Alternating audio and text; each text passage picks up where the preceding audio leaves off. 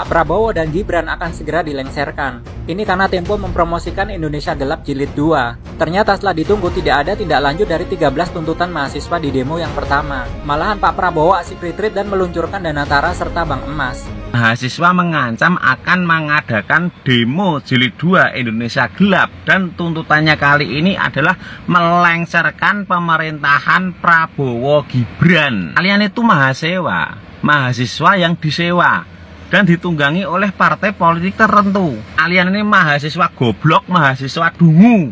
Coba kalian teriak, adili Megawati, kasus penjualan Indosat, kasus pulau yang hilang, kasus pelengseran Gus Dur. Dan lagi yang paling penting, coba kalian teriak, sahkan RUU perampasan aset di depan kantor DPR daripada kalian demo yang tidak jelas. Partai Merah dalang dibalik mafia migas. Mereka teriak berantas mafia, tapi ternyata mereka sendiri yang atur permainannya. 2015 Petrol dibubarkan, katanya buat bersihin mafia migas. Tapi faktanya, mafia nggak hilang, cuma ganti baju. 2017 Hasto ketemu Riza Syahlit. Loh, kok ketemu? Bukannya Riza Syahlit itu pemain lama di mafia migas? Jangan-jangan ini deal-dealan.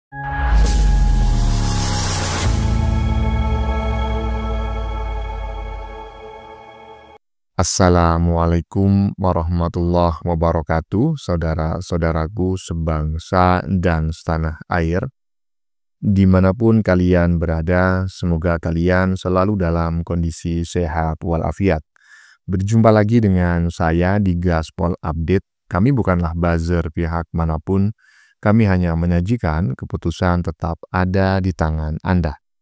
Teman-teman, ini ada video yang menurut saya cukup menarik, yaitu tentang rencana para mahasiswa gitu ya, melakukan gerakan demo Indonesia Gelap Jilid 2. Katanya buzzer kebo nih ya, katanya anak-anak kebo, katanya gerakan Indonesia Gelap Jilid 2 ini dilanjutkan ya karena tuntutan 13 tuntutan pada demo Indonesia Gelap Jilid 1 hingga kini belum ada yang direalisasikan sama sekali oleh pemerintah ya. Padahal menurut saya ya karena hingga kini perang antara KPK dan Partai Kebo belum usai gitu loh. Kenapa kok ada rencana Indonesia Gelap Jilid 2 ya? Karena perang antara KPK dan Partai Kebo belum usai. Hingga kini serangan KPK masih terus dilancarkan, bahkan terbaru semakin banyak kader Kebo yang masuk kandang dan memakai rompi oren. Paham kan maksud saya? Ya, kalau tidak ada serangan balasan dari Kebo, tentu mereka khawatir gitu loh. Semua kadernya akan pakai rompi oren satu persatu menunggu giliran, bahkan juga Mamak Ketum, ya kan? Iya. Tetapi jangan khawatir lah ya, Prabowo bukanlah Jokowi ya. Jokowi mungkin diam aja, ya anteng-anteng aja. Kalau Prabowo, lu jual ya gue borong kontan. Sikat terus Pak Jenderal ya, hingga bawah itu ya, Kebo itu ya. Iya, itu memang biangnya itu, biang ya. Nah, bagaimanakah videonya dan bagaimanakah respon netizen? Mari kita tonton bersama, kemudian mari kita komentari bersama di bagian akhir video. Ini dia. Mahasiswa mengancam akan mengadakan demo jilid 2 Indonesia Gelap dan tuntutannya kali ini adalah melengsarkan pemerintahan Prabowo Gibran. Kalian itu mahasiswa yang disewa dan ditunggangi oleh partai politik tertentu. Kalian ini mahasiswa goblok, mahasiswa dungu. Lawang sekarang pemerintah lagi gencar-gencarnya menangkap para koruptor kok malah mau kalian demo. Berarti kalian itu berdemo kan berarti membela koruptor. Mahasiswa kok gobloknya kayak gini ya sekarang ya. Kemarin kalian demo minta pemerintah untuk menangkap koruptor. Begitu pemerintah sudah menangkap koruptor, terus mau kalian demo, mau kalian lengserkan, mahasiswa dungu kalau ini udah dungu beneran nih. Dan merembet ke luar negeri tuh. Katanya mahasiswa yang berada di luar negeri itu juga akan ikut-ikutan demo Indonesia Gelap Jilid 2. Pasti kalian tahu kan siapa ulah atau dalang di balik demo Indonesia Gelap Jilid 2 ini. Kayak kemarin tuh yang mau jeblosin Jokowi ke penjara pakai apa aja, dan pakai media asing juga. OSIS ARP dan OSIS ARP pun klarifikasi bahwa tidak menemukan bukti bahwa Jokowi itu korupsi. Lah sekarang mahasiswa dungu kok mau melengsarkan Prabowo Gibran. Harusnya yang kalian demokan itu segera sahkan undang-undang perampasan hak aset. Dungu, mahasiswa dungu. Negara Indonesia aja baik-baik saja kok kalian katakan Indonesia gelap. Kalau kalian itu demo, itu kalian itu malah mengganggu masyarakat Indonesia. Kalian blokir jalan, kalian bakar ban di tengah jalan, bikin keributan di sana sini. Lama-lama ya masyarakat mangkal kalau kayak gitu. Kalau kelakuan mahasiswa yang disetir oleh salah satu partai politik tertentu, mendingan HAM dibubarin aja itu. Buat apa ada HAM itu? Soalnya HAM itu malah melindungi para penjahat. Jadi para penjahat itu seenaknya sendiri karena ada perlindungan dari HAM. Contohnya seperti begal.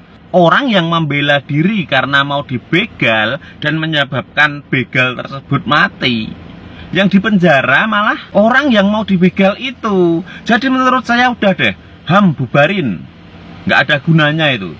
Terus kita masyarakat Indonesia kita lawan, semua kita turun lawan mahasiswa-mahasiswa yang dungu itu, bikin rusuh aja di negara. Loh, kok Saya tertarik dengan pernyataan netizen barusan di bagian depan ya. Kalian ini mahasiswa goblok dan mahasiswa katanya.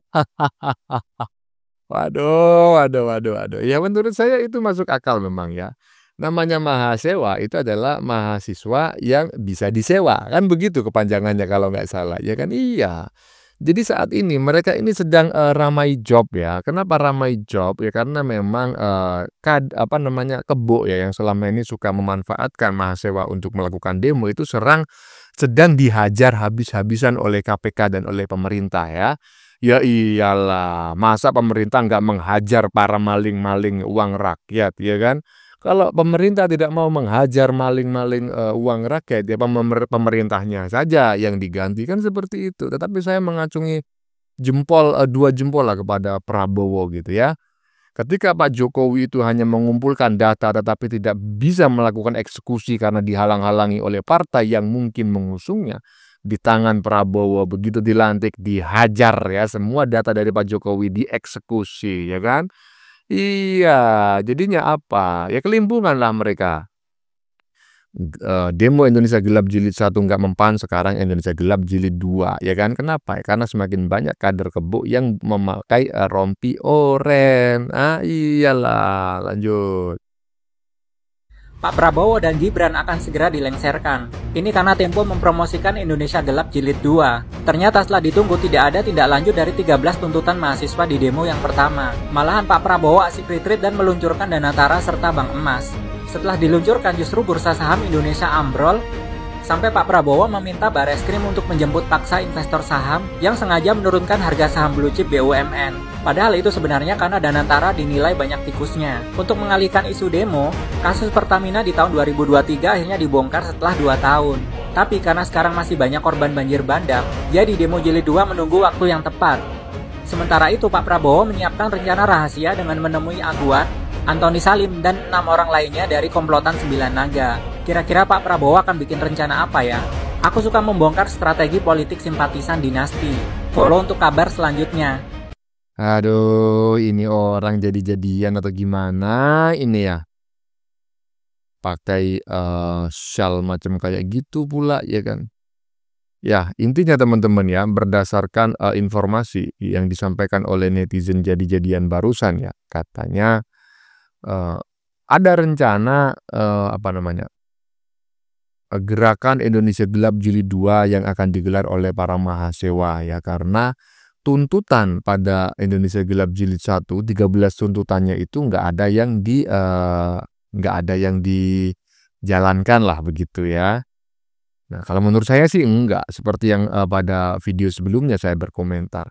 Kenapa ada rencana gerakan Indonesia Gelap Jilid 2? Karena ya kan? Kader Kebo semakin banyak yang menggunakan rompi oranye. Kalau nggak ada gerakan dari mereka, ya mungkin Mamak Ketum juga akan pakai rompi oranye, iya kan? Tapi jangan khawatir, Prabowo nggak bisa dikertak, bro.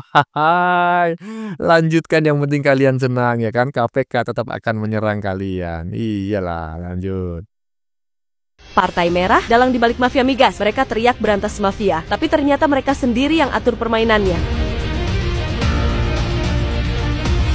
2015 Petrol dibubarkan, katanya buat bersihin mafia migas. Tapi faktanya, mafia nggak hilang, cuma ganti baju. 2017, Hasto ketemu Riza Syalid. Loh, kok ketemu? Bukannya Riza Syalid itu pemain lama di mafia migas? Jangan-jangan ini deal-dealan, biar bisnisnya tetap jalan di bawah kendali Partai Merah. 2018 BBM Pertamina dioplos. Boom, terjadi skandal pengoplosan BBM. Rakyat dirugikan, tapi Partai Merah tetap nyaman di kursi kekuasaan. Siapa yang pegang kendali? Siapa yang main belakang? 2019 Ahok didorong jadi komisaris utama Pertamina. Bukan untuk bersihin Pertamina, tapi buat mengamankan dirut-dirut yang dipasang Partai Merah sendiri. Biar semua permainan mafia migas tetap rapi, tetap berjalan, dan tetap menguntungkan partai. Beliau panggil saya, kali ini suruh saya jadi dirut Pertamina.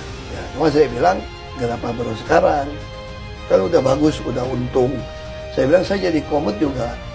Saya udah happy kok, selama dirutnya mau nurut sama saya kan. 2019, Arifin Tasrif jadi Menteri ESDM. Mereka juga harus pegang kebijakan energi. Makanya, mereka rekomendasikan Arifin Tasrif karena dia nggak punya rekam jejak di industri migas, mudah dikendalikan. Kalau Menteri ESDM udah di tangan dan komisaris utama Pertamina juga orang mereka. Lantas, siapa yang berani melawan mafia migas Partai Merah? Bener nggak? Bener nggak? Saya tanya nih, bener nggak apa yang disampaikan oleh netizen barusan ya?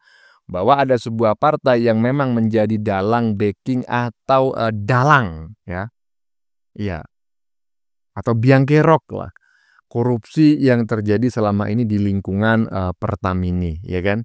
Saya masih ingat ya, ada seorang ketum ya, ketum partai tertentu ya, lebih tepatnya adalah Mamak Ketum gitu ya, yang menyebut bahwa Ahok selotip jalan terus ya. Selotip jalan terus. Tahu kan selotip itu artinya apa? Selotip itu digunakan untuk menambal ya, untuk menutup ya kan. Mungkin yang dimaksud dengan selotip jalan terus itu adalah tutup mulut jalan terus loh ya. Walaupun lu udah nggak jadi komut ya, mungkin ya kan. Dari situ kan kita bisa menilai sebetulnya siapa sih selama ini yang membackingi, yang mendalangi, yang melindungi mega korupsi di lingkungan Pertamini. Silakan tulis di kolom komentar. Lanjut.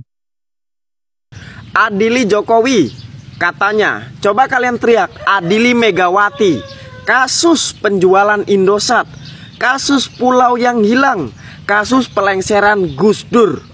Dan lagi yang paling penting, coba kalian teriak sahkan RUU perampasan aset di depan kantor DPR daripada kalian demo yang tidak jelas. Lebih baik kalian mendukung keinginan masyarakat, yaitu berdemo mengesahkan RUU perampasan aset. Itu lebih berguna. Ya, saya sepakat ya. Saya akan menyiarkan live 24 jam nonstop jika ada ya mahasiswa yang saat ini sering demo menyerang pemerintah itu demo tetapi adili Mamak Ketum. Iyalah.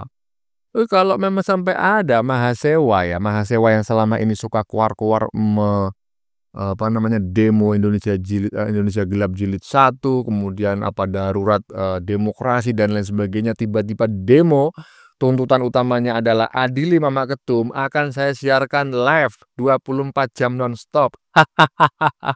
Insya Allah. Lanjut.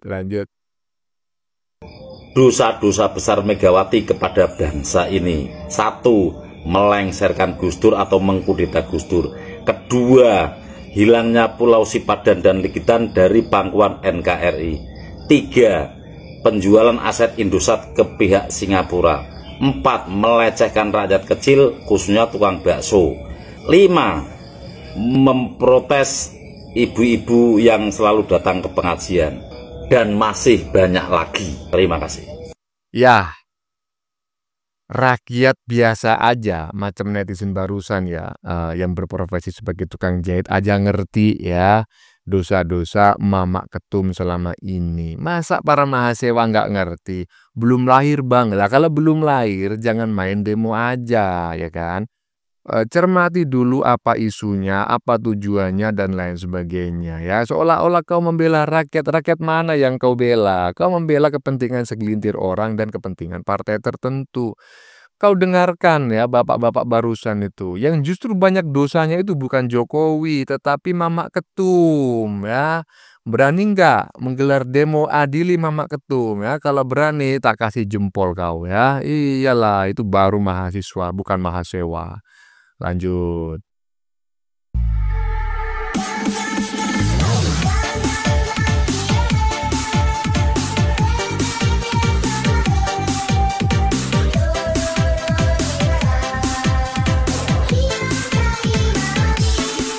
Inilah alasan utama yang menurut saya Gerakan Indonesia Gelap Jilid 2 diinisiasi dan direncanakan untuk digelar kembali, ya kan? Iya, karena perang yang dikibarkan ya oleh KPK, oleh pemerintah terhadap partai yang selama ini disinyalir ya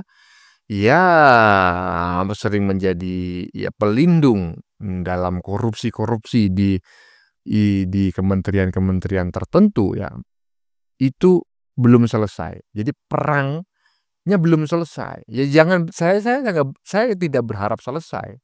Tuntaskan KPK. Terus ya. Iyalah. Jadi biarlah KPK ini terus berperang ya, melancarkan serangan-serangannya untuk membersihkan bangsa ini dari para tikus-tikus, ya kan? Iya. Terserah mereka mau menggerakkan mahasiswa untuk demo, nggak masalah, ya kan? Prabowo nggak bakal gentar lah macam kayak gitu, ya. Lanjut. Jangan kalian kemudian hanya teriak-teriak hukum gantung, hukum mati para koruptor, tapi kalian tidak paham bahwa presiden sekarang ini dalam ancaman oleh para koruptor-koruptor yang punya banyak duit. Mereka menggunakan segala cara, dicerdikan mereka dengan menggunakan uang untuk indikasi ada perlawanan terhadap presiden, ya, karena hanya Presiden Prabowo yang berani membongkar kasus-kasus besar ya.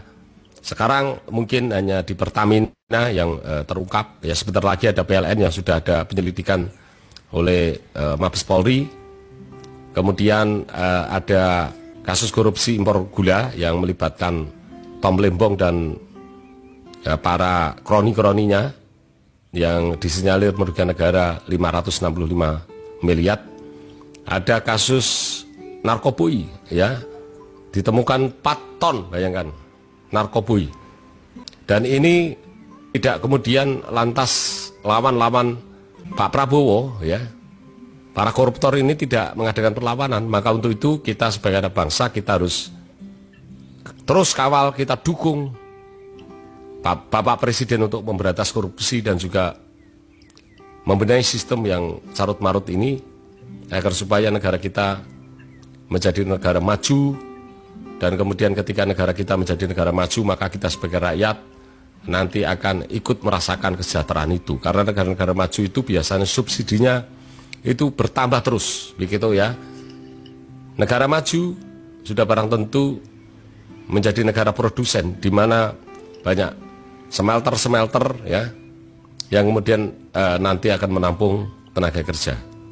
Ya, para anak-anak mahasiswa yang sekarang ini sedang kuliah dan bahkan sarjana-sarjana sekarang yang sudah lulus S1, S2 yang masih menganggur akan tertampung dengan adanya jikalau negara kita menjadi negara maju. Maka kita harus bersama-sama kita.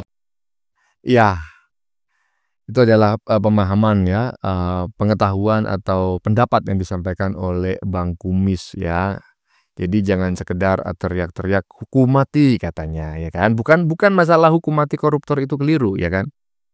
Pasti banyak yang mendukung, tetapi ya kan, dia harus tahu seperti apa yang disampaikan oleh Bang Kumis ya. Prabowo itu, pemimpin itu pasti akan mendapatkan banyak ancaman gitu loh, ya kan?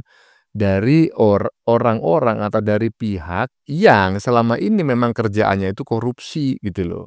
Tentu mereka kan punya banyak harta hasil dari korupsi tersebut, ya kan, dan mereka memiliki hegemoni gitu loh, bahkan mengancam presiden gitu. Tapi sekali lagi saya berharap presiden yang saat ini itu tidak gentar ya menghadapi ancaman-ancaman seperti itu. Saya berharap janji Prabowo yang mengatakan, "Saya rela mati demi bangsa dan negara," itu benar-benar dibuktikan sehingga eh, Prabowo tidak akan menggubris ancaman-ancaman yang dilayangkan oleh siapapun yang ingin menghalangi penegakan hukum di Indonesia ini. Oke? Itu pendapat saya, teman-teman ya.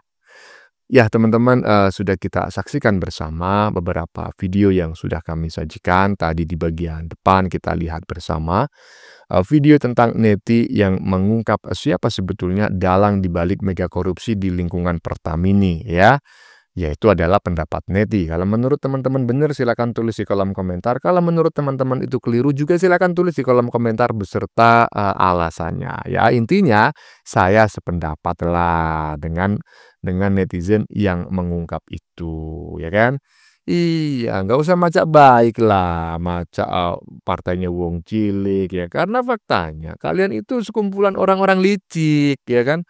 Jangan kau pikir rakyat Indonesia saat ini mudah kau kibulin lagi macam kayak dulu. Enggak bisa ya. Rakyat Indonesia semakin kesini semakin cerdas-cerdas ya. Kemajuan zaman itu membuat informasi semakin terbuka dan mudah diakses oleh seluruh masyarakat Indonesia dari Sabang sampai Merauke. Ya, rakyat tahu kok siapa dalang di balik demo Indonesia Gelap jilid 1, jilid 2 dan apa tujuannya. Udah ngerti ya kan, nggak usah lah kau giring-giring opini, percuma. Ya. Oke, teman-teman, konten yang baru saja kita saksikan ini adalah tentang rencana gerakan mahasiswa Indonesia Gelap ya. Gerakan mahasiswa demo dengan tagline Indonesia Gelap jilid 2 gitu maksud saya ya. Katanya gerakan ini dilanjutkan ya ke jilid 2 karena 13 tuntutan ya pada Indonesia Gelap jilid 1 hingga kini belum ada yang direalisasikan oleh pemerintah ya. Padahal menurut saya ya bukan karena itu ya. Karena apa Bang ya? Karena hingga gini perang antara KPK dan Partai Kebo belum usai. Jangan usai lah sebelum bersih itu partai ya kan? Iya. Hingga kini serangan KPK masih terus dilancarkan teman-teman ya. Terbaru semakin banyak kader Kebo yang masuk kandang dan memakai rompi oren. Kalau tidak ada serangan balasan dari Kebo, tentu mereka khawatir ya semua kadernya akan pakai rompi oren ya. Cuma tinggal menunggu waktu aja, tinggal menunggu giliran ya. Bahkan Mama Ketum juga akan pakai rompi oren. Tetapi jangan khawatir, walaupun demo diancam, presiden kita adalah Prabowo bro ya. Mantan Danjen Kopassus bukan Jokowi ya kan. Jokowi orangnya kalem ya kan, pendiam. Prabowo lu jual ya gue borong katanya. Kontan gak pakai DP ya. Iya, sikat terus Pak Jenderal ya hingga bawah, bersihkan negeri ini dari para tikus-tikus ya yang bersembunyi di balik nama besar sebuah partai. Bagaimana menurut kalian? Keputusan ada di tangan Anda. Silakan tulis di kolom komentar baik Anda yang setuju maupun yang tidak setuju dengan isi konten ini. Sebelumnya saya memohon maaf jika dalam penyajian konten ini ada kata-kata yang menyinggung, kurang tepat penggunaannya, atau ada data yang dianggap keliru atau salah. Saya memohon maaf yang sebesar-besarnya. Kita jumpa lagi di lain video. Salam NKRI.